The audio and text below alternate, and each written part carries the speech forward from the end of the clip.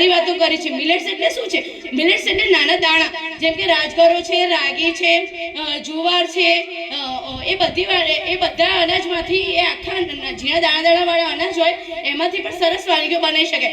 અત્યારે ડાયાબિટીસનું પ્રમાણ બહુ વધી ગયું છે, એમણે ઘઉં ખાવાના હોતા નથી, તો જાર છે, રાગી છે, એ બધામાંથી પણ કેવી સરસ વાનગીઓ બને છે। એટલે આપણે માતાઓને જો આપણે બાળકો એમ કહે છે કે ખાતા નથી, અને જે જંક ફૂડ છે એની તરફ બહુ વળી ગયા છે, તો જંક ફૂડ તરફથી આપણે પાછા વાળવા જોઈએ। પેકેટ આપવામાં આવે છે, માતૃશક્તિ પેકેટ છે, એ છે, એમાં સગર્ભા બહેનો, ધાત્રી માતાઓ, એમને છે ને 4 પેકેટ માતૃશક્તિના આપવામાં આવે છે, અને જે 15 થી 18 વર્ષની કિશોરીઓ હોય છે એમને પૂર્ણશક્તિના પેકેટ આપવામાં આવે છે।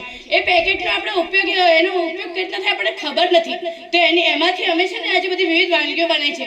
તમે જે આપણે શહેરની બહેનો છે, માતાઓ છે, એ તો યુટ્યુબ ઉપરથી સર્ચ કરી છે કે શેમાંથી કઈ વાનગીઓ બને, પણ આપણે ગામડાની બહેનો છે એ આ બધાથી અજાણ છે, તો એ THRમાંથી શું વાનગીઓ બને છે એ અમે અહીંયા તમારી આગળ રજૂ કરી છે, તો તમે બધાએ જોશો તો તમને ખ્યાલ આવશે કે એમાંથી કઈ વાનગીઓ બને। એનો આપણે છે ને જે સરકાર જે ઉપયોગ માટે આપે છે એનો આપણે ઉપયોગ કરતા નથી, એનો ઉપયોગ રબારી પૂજાબેન ભીખાભાઈ, અમને દર મહિને પૂર્ણ શક્તિના 4 પેકેટ મળે છે, અને એનાથી મારા શરીરમાં